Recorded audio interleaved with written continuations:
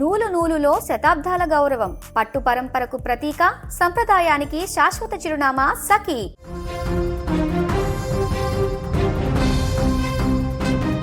ప్రాణాలు కాపాడే దేవుళ్ల లాంటి డాక్టర్లే కీచకులుగా మారితే, అనారోగ్యంతో బాధపడుతూ నమ్మకంతో ఆసుపత్రికి వెళ్లిన ఓ యువతి పట్ల ఓ డాక్టర్ అత్యంత దారుణంగా అసభ్యంగా ప్రవర్తించిన ఘటన మహబూబాబాద్ జిల్లాలో స్థానికంగా పెను కలకలం రేపుతోంది.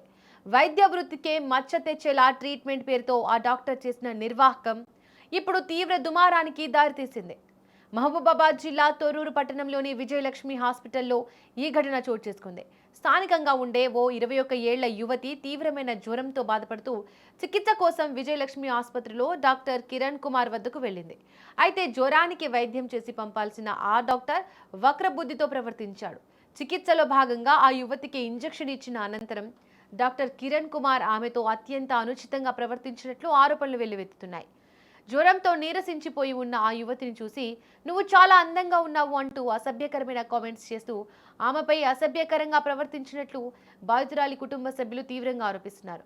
అయితే డాక్టర్ చేసిన ఈ నీచమైన పనికి ఆ యువతి తీవ్ర భయాందోళనకు గురైంది. జరిగిన ఘోరాన్ని తన కుటుంబ సభ్యులకు చెప్పడంతో ఈ దారుణం వెలుగులోకి వచ్చింది. అయితే యువతి కుటుంబ సభ్యులు ఆసుపత్రికి వెళ్లి డాక్టర్ను ప్రశ్నించగా వాగ్వాదం చోటు చేసుకుంది.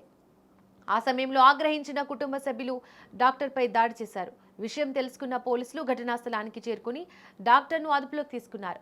ఈ ఘటనపై కేసు నమోదు చేసి పోలీసులు దర్యాప్తు చేసినట్లు సమాచారం.